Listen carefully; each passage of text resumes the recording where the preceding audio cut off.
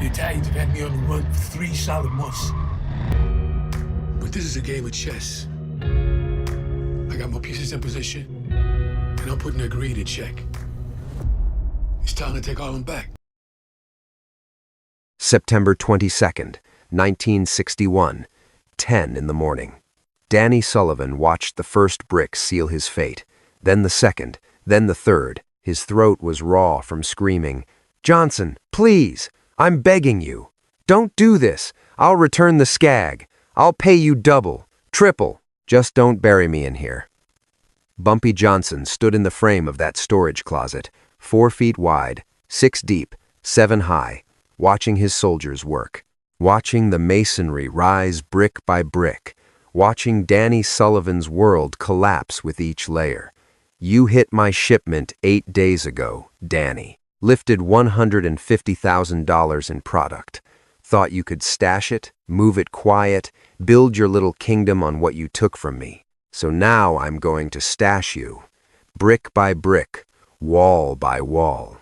You'll become part of the foundation, a secret buried in the mortar, and when they finally dig you out, days, weeks, months from now, the streets will know what happens when you cross Bumpy Johnson." The 4th row of bricks was laid. The exit was half gone now. Sullivan could see his future fading, the dark closing in, becoming a concrete coffin. "Please, God, no! I can't breathe in tight spots. I'll lose my mind. Please." Bumpy's face remained stone. "You should have considered that before you touched what was mine." 8 days prior, September 14th, 1961, 4 in the morning, the call that triggered the war. Marcus Williams' voice was tight with restrained rage. "Boss, the Philadelphia package never landed." The wheelman checked in at midnight, said he was 30 out, then silence. "We found the rig ditched on West Side Highway near 145th. Cleaned out, product vanished. All 150 large gone." Bumpy sat up slowly in the dark. The Philadelphia connection was his purest vein. Top-shelf heroin, solid connect, steady cash flow. 150,000 wholesale meant $500,000 on the street. That was heavy coin. But more troubling was the accuracy. Someone had the map, knew the schedule, knew exactly what that truck was hauling. "Witnesses?" Bumpy asked. A few folks saw the hit. Multiple guys, all white. Forced our driver out at the barrel of a gun. Professional work. They knew the game. Find out who. "I want names on my desk by tomorrow." "Already digging. Boss." By September 16th, the word hit the street. Illinois Gordon walked into Bumpy's office with a dossier. Danny Sullivan, Hell's Kitchen Irish outfit. 7 heads total. They've been trying to muscle into the dope trade, but lacked the bankroll or the handshake. Apparently decided jacking us was faster than earning it. Bumpy studied the file. Mugshots of Sullivan. Thick build, ginger hair, marked face, pushing 40. Former heavy-turned shot caller. Ambition outweighing his intelligence. "You certain it was this crew?" Confirmed by 3 separate canaries. Sullivan's been running his mouth to people he thinks are loyal, saying he's about to make a kingpin move, and one of his soldiers was spotted yesterday trying to peddle small bags of junk. Same cut, same stamp. "It's them." Bumpy closed the dossier. 150 grand in heroin, 7 men involved. That's a death warrant they signed in ink. "How you want this handled, boss?" "The usual way? Make them vanish?" "No." Bumpy leaned back, calculating. "They hit our shipment by hiding, ambushing, working in the dark. They're stashing the stolen goods right now, planning a quiet sale, so we're going to stash them permanently. Make them ghosts. So thoroughly that discovering the corpses becomes part of the terror." Illinois waited. When Bumpy went silent like this, something twisted and brilliant was brewing. "I want 7 condemned structures," Bumpy continued. "Tenements, warehouses, places marked for the wrecking ball. But not today.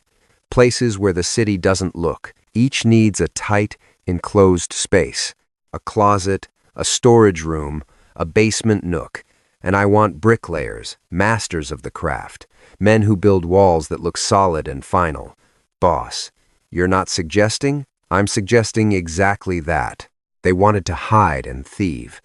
They'll be hidden themselves, sealed behind mortar and brick, left in the black with thin air. They'll last for days before the air runs out. And when the city finally unearths the bodies, and they will, everyone will understand the price of stealing from me. Illinois went quiet for a beat. That's going to haunt people's sleep, boss. Good. I want it to. I want every crook in this town to picture being walled up, in total blackness, paralyzed, waiting to suffocate. I want that terror to freeze anyone from ever thinking about touching my shipments. September 19th, 8:47 in the evening. Danny Sullivan walked to his ride, feeling untouchable. The stolen load was tucked away, safe. His boys had the distribution mapped. In a few months he'd be a Don. He never saw the Reaper coming. 6 shadows detached themselves from the dark. Before Sullivan could reach for his piece, he was swarmed, stripped, and neutralized. A sack went over his head. Iron hands shoved him into a sedan. The snatch took less than 30 seconds. Sullivan tried to holler, but a palm clamped over his mouth through the fabric. A voice hissed in his ear. Mr. Johnson needs a word about a package that went missing. Sullivan's blood turned to ice. He thought he was royalty in Hell's Kitchen, protected by his soldiers, protected by Irish blood. He was dead wrong. September 20th and 21st, the systematic erasure of Sullivan's crew. Patrick O'Brien and Sean Murphy were plucked together from a social club on 10th Avenue, walking out, joking about a score, then suddenly boxed in and vanished. Michael Flanagan was ripped from his ride at a red light, 1 second waiting on green, the next second dragged out and swallowed by a van. Thomas Brennan and Kevin Doyle were collared at the stash house where they kept the loot. Fatal error. Bumpy's eyes had been on that spot for 2 days. James McCarthy was snatched up, leaving his girls flat in the A. M figured he was clear because it wasn't his crib. Wrong again. Robert Sullivan, Danny's kid brother, 28, the muscle of the outfit, was taken from a Hell's Kitchen diner. Walked in for a steak. Never walked out. By the evening of September 21st, all 7 thieves were in the bag. None of their people knew where they'd gone. None would ever see their faces again. September 22nd, morning. The condemned tenement in the Bronx. 3 stories of rot, slated to fall, but not for another year. Perfect for a grave. Danny Sullivan was dragged to a second-floor closet, 4 wide, 6 deep, 7 high, just enough room to stand and rot. Not enough to lay down, not enough to move. Escape was a fantasy. Bumpy loomed in the doorway like a tombstone. 2 masons were already prepping the mix bricks, mortar, trowels, tools of construction, now repurposed as instruments of a slow death. The hood was ripped off Sullivan's head.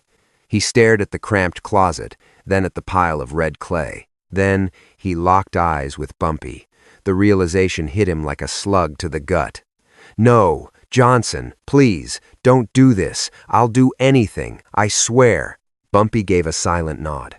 His soldiers shoved Sullivan into the tight space, wiring his wrists to a rusted pipe running up the back wall. Sullivan was pinned. Nowhere to run. All he could do was stand there and witness his own burial. Danny, Bumpy said, his voice smooth, like he was ordering a drink at the bar. 8 days ago, you and your boys hit my shipment coming out of Philly, 150,000 in pure product. You figured you could lift it, stash it, and move it without me getting wise?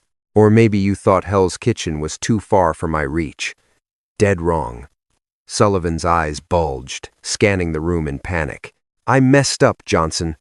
I'll return every grain, I swear on my mother. You'll return nothing. Bumpy cut him off, cold as ice, because you ain't walking out of here. You're staying right in that spot while my guys put up a wall, brick by brick, sealing you in. There'll be gaps for air, just enough to keep you breathing for a bit. But you'll be in pitch black, paralyzed, tight as a coffin. Give it a few days, the air runs out. Your corpse stays here, tucked behind the masonry until some poor slob tears this place down. Weeks, maybe years. You wanted to hide my goods? Now you're the inventory. Permanently. The first brick slapped into the mortar. Sullivan howled. The masons worked with the steady hands of union men. First row laid across the threshold. Mortar scraped flat. Second row staggered. Proper structural integrity. A wall built to last. Sullivan kept screaming, "Oh God, please, don't do this. I'll lose my mind in here. Have a heart, Johnson." Heart? Bumpy's face didn't twitch. You put a gun in my driver's face and ran him off the road. You took what took me months to set up. Cost me $150 large plus the downtime. You didn't show my business any mercy. Third row, fourth row. The opening was choking off. Sullivan watched his entire world shrink down to a few square feet. The rectangle of light was vanishing. He gasped for air, terror gripping his throat. I got a family, a wife, kids. They need their father. Should have thought about them before you decided to be a thief. Fifth row, sixth row. Just a slit left at the top. Sullivan's twisted face pressed against the gap. His voice cracked into a sob. Please, I'm begging you. Don't close it up. I can't breathe in here. Please. Seventh row, eighth row. The hole went from 18 inches to 12. Sullivan wasn't even speaking anymore, just making animal noises. The final bricks were lifted. The masons were precise, leaving tiny cracks in the mortar so the air would flow, but slowly, not enough to save him, just enough to drag out the dying. The last brick slid home. The wall was solid. Danny Sullivan was gone. The screams turned dull and muffled behind the clay. Thuds echoed as he threw his shoulder against the fresh work. Then the scratching started, fingernails tearing at the stone, desperate for daylight. Help! Somebody help me! I'm in here! But the building was dead silent. No one was coming. Bumpy stood for a second, listening to the rat in the trap. Then he turned. 6 left. Let's ride. That same afternoon, all over the city, Patrick O'Brien got walled into a basement nook, an empty warehouse on the Lower East Side. The Irishman fought like a wild dog, but 6 guys held him down while the mortar dried. His final words before the darkness took him, "May God damn your souls." Sean Murphy went into a storage closet, a condemned tenement in Harlem. He tried to deal money, names, whatever they wanted. The bricks didn't stop. When the wall hit chest height, he was crying for his mother. Michael Flanagan was next, stuffed into a closet in a rot-infested building by the docks. Guy had been scared of tight spaces since he was a kid. When the first row went down, he panicked so hard he blacked out. They splashed him with ice water. Bumpy needed him awake to appreciate the situation. Thomas Brennan got a spot under a factory stairwell, even tighter than the rest, barely 3 feet. They wedged him in sideways. His mind broke instantly. Kevin Doyle, basement utility room, ex-fighter, tough guy. He crumbled like wet paper when the wall reached his shoulders, wept like a toddler. The wall kept rising. James McCarthy was put in an old office block. He was the one moving the dime bags, the loose end that tipped off Bumpy. Johnson made sure he knew it. You got greedy and sloppy, James. Couldn't sit on the product. Now you got plenty of time to reflect. About 3 days, I reckon. Robert Sullivan, Danny's kid brother, was the finale. Sealed in a gut-renovated factory near the Hudson. When he saw the setup, he didn't make a sound, just burned holes through Bumpy with his eyes. Danny's already gone, ain't he? Robert asked. Most likely.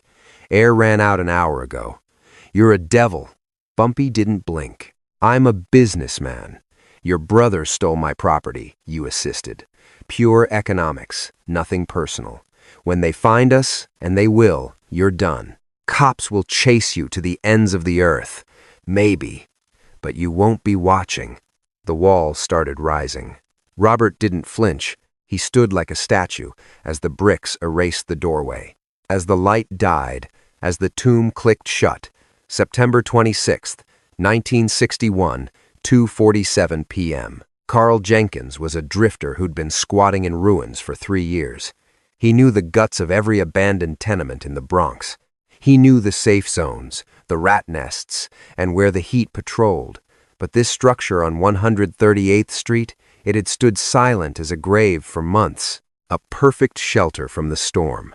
He was laying out his bedroll when the sound hit him, a faint, desperate scratching, clawing from behind the plaster. Carl froze solid. Just rats. It had to be vermin. Then came the voice, frail, broken, barely human. "Help me, please." The blood turned to ice in his veins. He pressed his ear against the fresh brickwork. There was a soul trapped inside, sealed tight, gasping for air. He scrambled for a payphone and dialed the cops. He screamed that a man was entombed in the wall. They likely pegged him for a lunatic, just another drifter hearing voices in the masonry. Yet, a cruiser was dispatched. Detective Frank Morrison arrived with 2 uniforms, eyes full of doubt.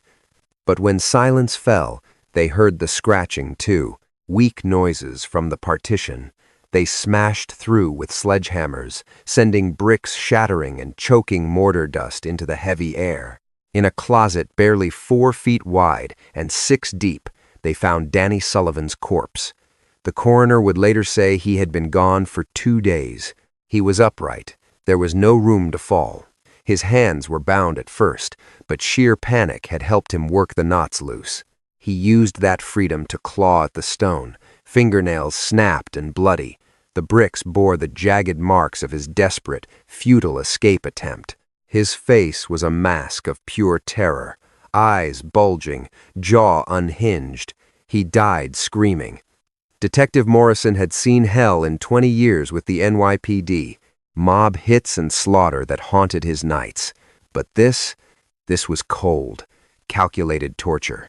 "Someone bricked him in here alive," Morrison muttered to his men. They laid the bricks while he watched, leaving just enough air to prolong the agony. He existed in absolute, suffocating darkness, paralyzed, waiting for the air to run out. I have never seen such cruelty. Over the next week, 6 more graves were unearthed. Anonymous calls flooded the station, whispering of abandoned structures and things that felt wrong, pointing to fresh walls in forgotten corners. Police hammered through masonry across Manhattan and the Bronx. Patrick O'Brien in a warehouse cellar. Sean Murphy in a condemned tenement, Michael Flanagan by the docks, Thomas Brennan beneath a factory stairwell, Kevin Doyle stuffed into a utility closet, James McCarthy in an office block, Robert Sullivan in a rotting plant. All dead, all entombed, all soldiers of the same Irish crew. The press went nuclear. "Bodies in the buildings," screamed the Daily News. "Buried alive," howled the Post. "The Brick Tomb Murders," printed the Times. The method gripped the city's throat. The public was horrified yet mesmerized by the thought of being sealed away to choke in the dark. It was pure nightmare fuel. The investigation hit a brick wall of its own. All 7 victims were known players in the game. 7 abandoned sites. 0 witnesses. Nothing but corpses and mortar. No physical link to the man who signed the death warrants. But the underworld read the message loud and clear. Danny Sullivan's boys had hijacked Bumpy Johnson's heroin shipment 12 days prior. Now all 7 were part of the architecture. The message was razor sharp, symbolic. They stole and hid the product, so they were hidden in kind, walled up, turned into ghosts within the city's ribs. The psychological terror was calculated. Every crook in the city pictured it. Trapped in the void, no exit, waiting for the breath to stop, clawing at rough stone until your nails tore from the beds, screaming until the throat bled, waiting for a death that crept in over days. That terror hit harder than any hollow point slug. The 150 grand in heroin was recovered in silence. Bumpy's soldiers raided the stash house before the bodies were even cold. Product secured. The heist cost Sullivan's crew their lives, without earning them a single dime. As for the inside rat who sold the route to Sullivan, he was handled separately. A low-level wheelman who took 5 grand to spill the schedule. He was scrubbed from the outfit, scrubbed from New York, given a simple choice: vanish from the East Coast or become part of the wall. He didn't hesitate to disappear. Sullivan's surviving associates, innocent of the heist, scattered to the wind or quit the life. Touching Sullivan's business was a death sentence. After the fate of the seven, the landscape of Hell's Kitchen shifted on its axis. Illinois Gordon, speaking years later in the 1970s, broke down the strategy for a writer studying Bumpy. The boss could have just put bullets in them and fed them to the river, quick, clean, forgotten. But he wanted a legacy. He wanted every hustler to imagine the darkness of the wall, that psychological breaker, the crushing walls, the blackness, the slow choke, the absolute certainty of the end. That fear outweighed the fear of a gun. The symbolism was the point. They hijacked and hid his goods, so he hid them permanently, turning men into secrets behind the brick. When the bodies surfaced, the warning was complete. Steal from Bumpy Johnson, and you don't just die, you suffer the worst death imaginable. Even the discovery was timed. The bodies weren't meant to rot in secret forever. The tips ensured they were found while the lesson was fresh, igniting a media firestorm that carried the story through the underworld for maximum effect. When Bumpy Johnson passed in 1968, 7 years after the entombments, the response to the September 1961 heist was still whispered about. 7 men, 7 walls. The tale became legend, spoken in hushed tones, details blurred, but the core horror remained sharp.